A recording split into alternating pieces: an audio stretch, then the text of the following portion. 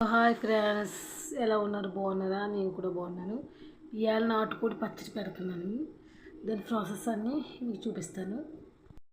కడాయిలో glass water వేసుకుని ఒక స్పూన్ పసుపు వేసుకోవాలి. కాస్త ఒక 5 నిమిషాలు ఉడకనివ్వాలండి. ఉడికించుకోవాలండి.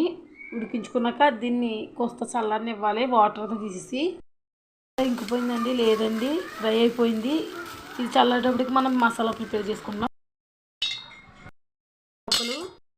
పువ్వు, లాలిక్కాయలు, టేబుల్ స్పూన్ ధనియా, టేబుల్ స్పూన్ జీలకర్ర, స్పూన్ మెంతులు బాగా ఫ్రై చేసుకోవాలి, మంచి అరోమా వచ్చేదాకాను.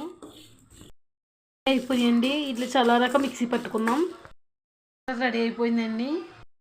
ఫ్యాన్ పెట్టుకుని 250 గ్రాముల ఆయిల్ వేసుకుందామండి. ఇది పల్లి నూనె. మాసం వేసుకుందాం. ఫ్రై చేసుకోవాలండి. బ్రౌన్ కలర్ వచ్చే వరకును ఇంకా ఫ్రై అవ్వాలి. బాగా కరకలాడుతూ ఫ్రై అయిపోతే తర్వాత ముక్క బాగోదు. ఫ్రై అయిపోయినాయండి, చాలు.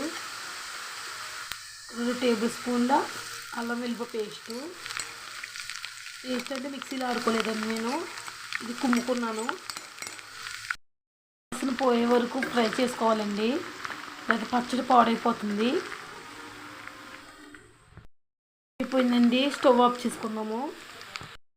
అలా వేసేసుకుందామండి. సాల్ట్ వేసుకుందామండి.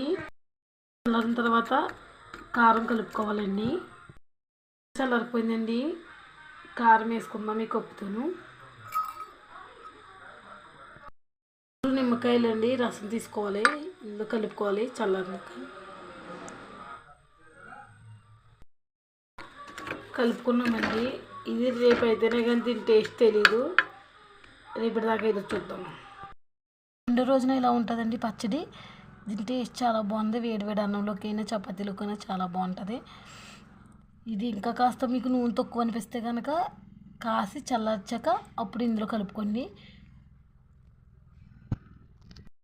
తప్పకుండా మీరు కూడా ట్రై చేయండి.